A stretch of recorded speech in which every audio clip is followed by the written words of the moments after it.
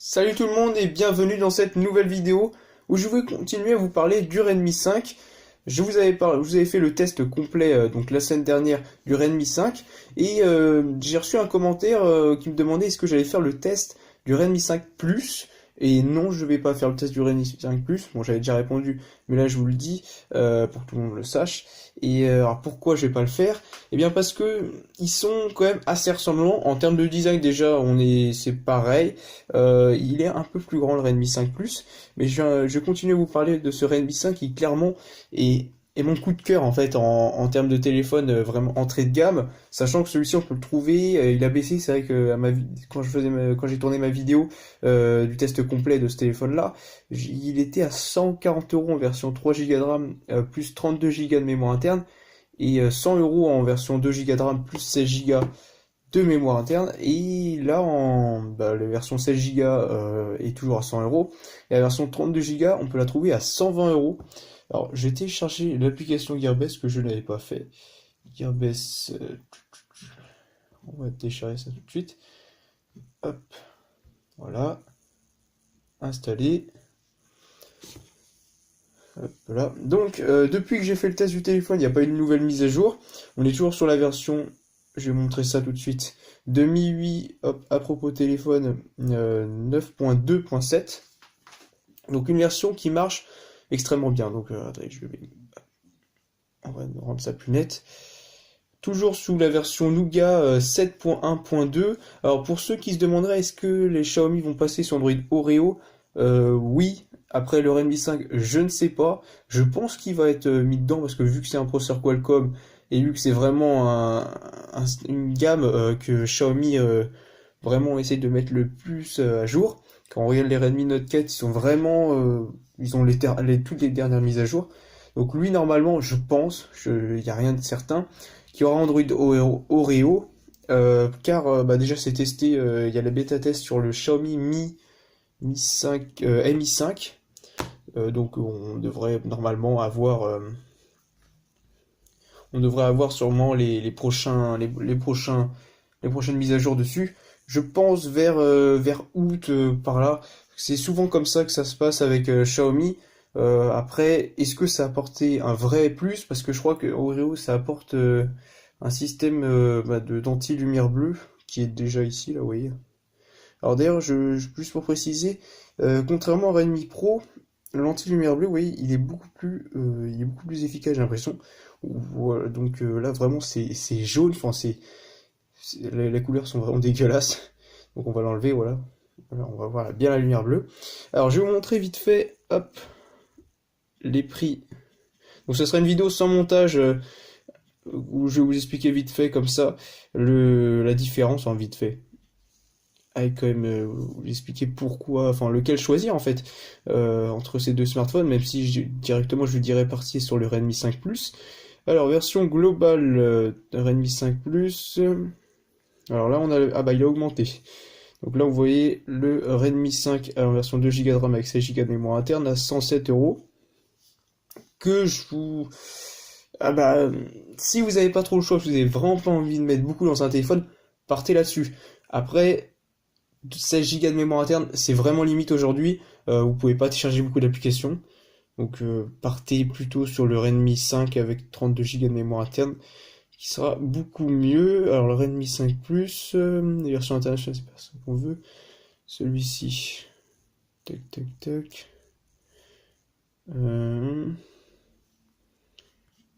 Ok, d'accord.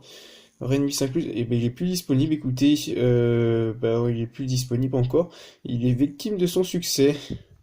Ah dommage, je pensais que je pourrais vous montrer vite fait s'il avait les prix qui ont baissé, et en fait pas du tout, il est pas disponible. En tout cas, on a le Redmi 5 Plus qui est ici. Version 3 Go de RAM plus 32 Go de mémoire interne à 150 euros, c'est vraiment pas cher. Clairement, quand il est sorti, je crois qu'il était autour des 180-200 euros, on le trouvait dans ces eaux-là. Et là, 150 euros, c'est pas mal. Alors la différence entre ces deux smartphones, eh bien déjà, ça sera sur l'écran. Là, on est sur un 5,7 pouces 18 neuvième HD+, donc du 1440p sur 720 pixels. sur une dalle de 5,7 pouces.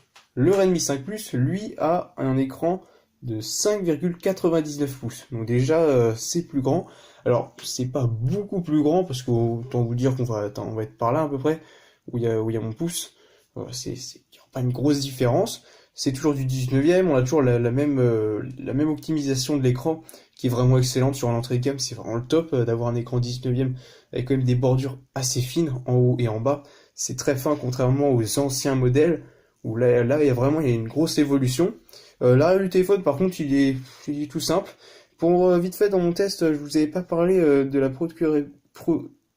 je vais pas arriver à le dire. Procure... Bon, bref, l'appareil photo ressort, j'arrive pas à dire le mot. L'appareil photo ressort un petit peu, alors tellement peu que, clairement, j'en ai pas du tout parlé parce que ça dérange pas, quoi. Je pose le téléphone, j'ai l'impression qu'il est à plat. Donc non, ça dérange pas du tout. Et au toucher, non, ça, franchement, vu qu'il est tout en haut, ça dérange pas du tout, du tout. Et si vous mettez une coque, alors là, il a disparu. Voilà. Donc ouais, l'appareil photo il dérange pas du tout. C'est pas du tout un problème. Tout est bien passé. C'est vrai que hop, je le mets en veille. Ah oui, c'est vrai, j'ai coupé le son. Hop, oui, il demande des mises à jour. Mais bon, on va les faire. Voilà. Du coup, l'écran est plus grand et il y a une définition plus élevée, ce qui est quand même assez logique. Je reviens vite fait sur Gearbest qui s'est fermé. Super. Donc, on revient sur le Redmi 5. On va trouver le Redmi 5 Plus du coup. Hop, le voilà. Description. Voilà, donc c'est du Full HD+. J'allais dire une connerie en termes de définition, mais donc c'est du 2160 pixels sur 1080 pixels. Voilà, donc pour ceux qui ne savent pas ce que c'est le 18 neuvième, c'est qu'ils ont pris un écran 16 neuvième standard que vous trouvez partout sur vos écrans d'ordinateur, sur votre télé, sur votre téléphone, plus maintenant, sur votre Switch, et ils l'allongent légèrement, pas grand chose. C'est pas du 21 neuvième où là vraiment, oh là, ils allongent l'écran. Non, là c'est du 19e. Et pourquoi ils sont partis là-dessus? Parce que c'est le format, c'est un très très vieux format, dans les premiers qui existaient. Et je sais plus ce que je voulais dire.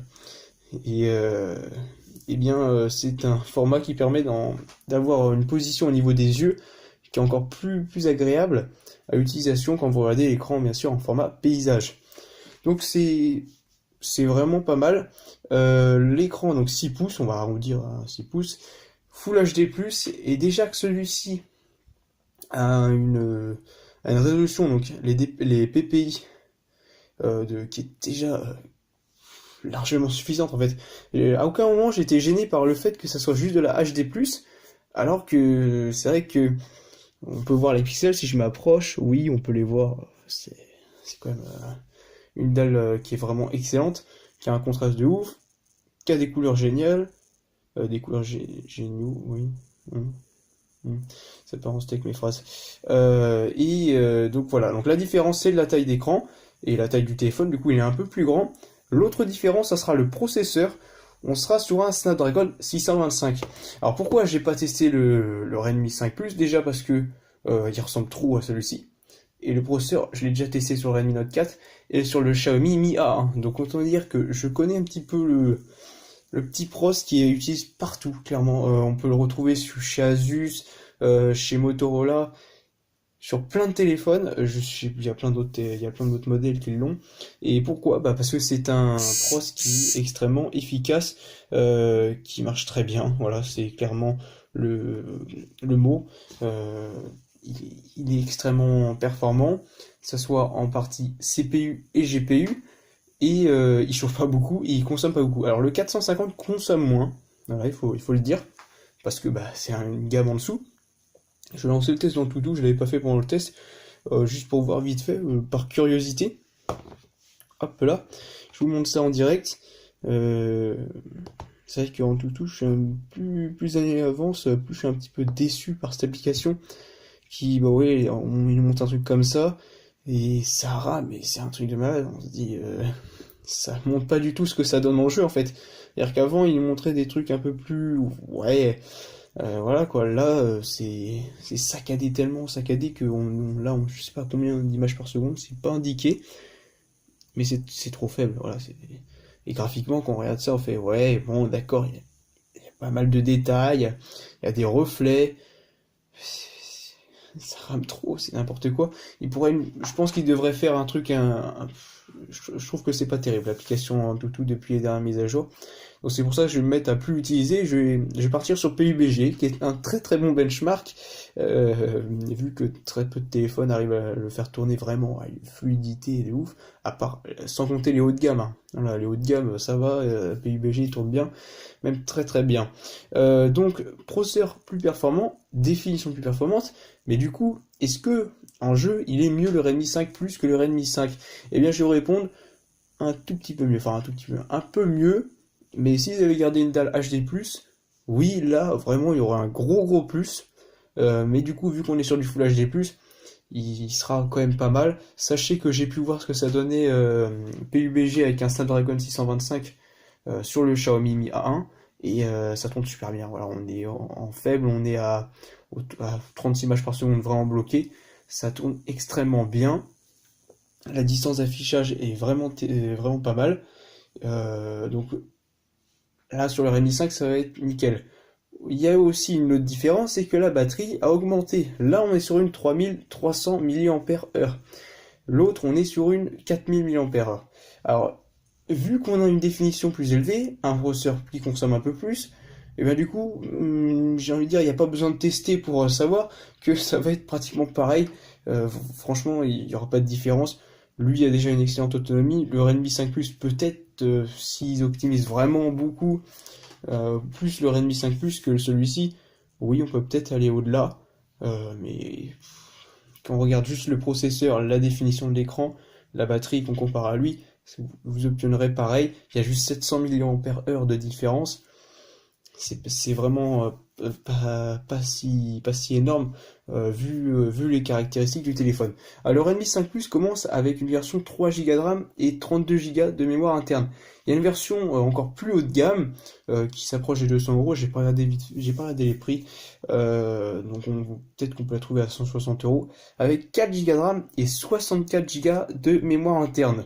Donc c'est le top, clairement, avec 4 Go de RAM, voilà, PUBG il tourne plutôt pas mal, et 64 Go de mémoire interne, sachant que vous avez toujours la micro SD, c'est très important. Dans le petit slot qui se trouve ici, vous avez toujours le système où c'est soit double SIM, double nano SIM, ou une SIM, une nano SIM hein, toujours, et une micro SD, voilà, donc il faut choisir. Donc je trouve que c'est un bon compromis. Ça évite de prendre trop de place parce qu'il y a des téléphones qui proposent deux cartes SIM plus une micro SD, mais il faut les loger quoi, il faut les mettre quelque part. Là, on a le choix, ça gagne un petit peu de place, sachant que le téléphone est super fin quoi. Franchement, au niveau de la finesse, c'est vraiment pas mal. Au niveau du design, j'avais pas parlé, mais c'est du métal cette partie-là. Sinon sur les côtés là, vous voyez, ça s'arrête, on voit pas trop. Je vais faire le focus, vous voyez là, il y a une petite ligne. Donc toute cette partie-là que je touche là, c'est en métal. Et toute la partie contour ici là, un peu plus noire, eh bien c'est du plastique. Voilà, alors je ne l'ai pas souligné parce que vu l'année dernière les téléphones, les anciennes générations étaient déjà en métal, je me suis dit bon bah c'est du métal, voilà, il n'y avait rien de waouh incroyable. Pas de haut-parleur en façade, ni sur le Redmi 5 Plus, c'est toujours sur le côté, c'est vrai qu'ils auraient pu faire quelque chose, mais bon, on va pas se plaindre, clairement le téléphone est excellent. Donc voilà pourquoi j'ai pas choisi de prendre le Redmi 5 Plus, parce que je trouve qu'il est trop ressemblant, et demander à Gearbest de m'envoyer un téléphone pratiquement pareil que l'ancien, ça sert pas à grand chose. Donc ce que je ferai, c'est que j'essaierai de tester le Redmi Note 5, voilà, vraiment celui qui est toujours pas sorti et qui m'a l'air juste exceptionnel. Déjà que celui-ci, franchement, c'est un coup de cœur. Si vous cherchez un entrée de gamme, prenez celui-ci. Voilà, le Redmi 5 est vraiment pas cher et il a tout quoi. En termes d'utilisation, vous utilisez ça au quotidien, c'est le top. Vous avez une autonomie de ouf. l'expérience utilisateur est très importante sur un téléphone. C'est vrai qu'aujourd'hui c'est ce qu'on recherche le plus. Et bah là, allez au rendez-vous quoi, avec un processeur qui suit bien ce qu'on veut faire. Donc c'est un vrai plus. Moi, ce que je pourrais dire en plus, bah essayez de prendre la version avec le plus de mémoire interne. Voilà, si vous êtes obligé de prendre la version 16 Go, bah, prenez-la, hein, ça marchera pareil, c'est juste que vous aurez moins de place et un petit peu 1 Go de RAM en moins. Euh, alors, en utilisation, je pense pas que ça a changé grand-chose, honnêtement. Après, en jeu, là, vous devrez voir une différence, même si on a le même processeur. 2 Go de RAM au lieu de 3, ça peut faire baisser les performances parce que c'est vrai que PUBG, en termes de consommation de RAM, on est sur quelque chose qui consomme vraiment énormément. Donc voilà, j'ai toujours pas fini le test de Antutu que j'ai lancé et ça sert pas à grand chose. Vous avez vu vite fait que ça ramait à fond, voilà, comme sur tous les téléphones, et que c'est pas terrible. Comme test, on est en version 7.0.7. Ouais, d'accord. Bon, je vais peut-être me finir par arrêter de le télécharger parce qu'il sert plus à grand chose. Enfin, à mon avis, autant partir sur un test réel, c'est-à-dire en jeu. Voilà, j'espère que j'ai répondu à vos questions. Si vous prenez le Redmi 5 Plus, bah, vous serez légèrement un petit peu plus fluide dans les jeux et une expérience utilisateur qui sera similaire, clairement. Elle est déjà exceptionnelle sur celui-ci. Alors sur le Redmi 5 Plus, je vois pas comment il pourrait faire beaucoup mieux et que vous voyez une nette différence en fait. Donc le Redmi 5 Plus a un plus grand écran, a une définition plus élevée, qui fait qu'en vidéo c'est mieux, parce que vous avez vous avez un écran avec une plus grosse définition, du coup je peux mettre du Full HD, c'est plutôt cool. Voilà, ça sera l'avantage en plus. Et sinon, en termes d'autonomie, ne vous attendez pas à beaucoup plus. Et voilà, ça sera tout sur les différences. N'oubliez pas de prendre la version globale, c'est très important.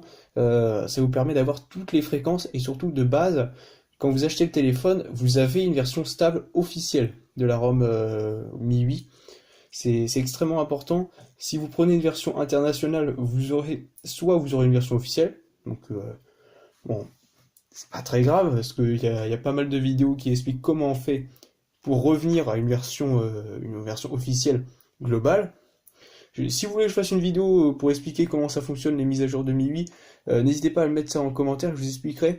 C'est assez compliqué, depuis tout à l'heure c'est flou l'écran. J'aurais dû appuyer sur l'écran. Et donc l'avantage c'est que vous avez déjà toutes les fréquences, donc vous aurez la 4G partout avec tous les opérateurs en France et ainsi que dans le monde, parce que c'est vrai que l'avantage avec ces versions-là, c'est que c'est le top. Et bien sûr la version globale, voilà, comme je vous disais, en version stable. Et là, voilà, rester en version stable, c'est très important. Voilà, Antutu fait son petit test au quotidien avec plein de vidéos. Et voilà, je vais m'arrêter là. Sur ce magnifique Redmi 5 avec plein de téléphones qui défilent à l'écran. Et c'est vrai que là, on peut voir que les bordures sont quand même assez fines. Ça fait très S8, hein. C'est vrai que il fait quand même, quand on le regarde juste comme ça, il fait vraiment S8 ou S9, hein, comme vous voulez. Donc c'est quand même, je sais pas, moi je trouve que le design ça fait haut de gamme. Juste à le regarder en façade, alors qu'il n'y a pas grand chose, il n'y a pas marqué Xiaomi quelque part. Il est assez neutre en fait. Donc voilà, n'hésitez pas à me poser une question pour quelque chose que vous n'avez pas trop compris, et sur une question sur Xiaomi ou n'importe quel autre téléphone. Et n'hésitez pas à me proposer des tests, que ce soit de téléphone, de composants informatiques ou de jeux vidéo, parce que c'est vrai que ça fait un moment que j'en ai pas fait. Et il faudrait que je refasse un test. Je sais pas encore quel jeu que je vais faire, mais je verrai bien. Donc voilà, n'hésitez pas à vous abonner, poser des questions en commentaire sur une interrogation du téléphone par exemple, et likez cette vidéo. Et je vous dis à la prochaine vidéo. Salut!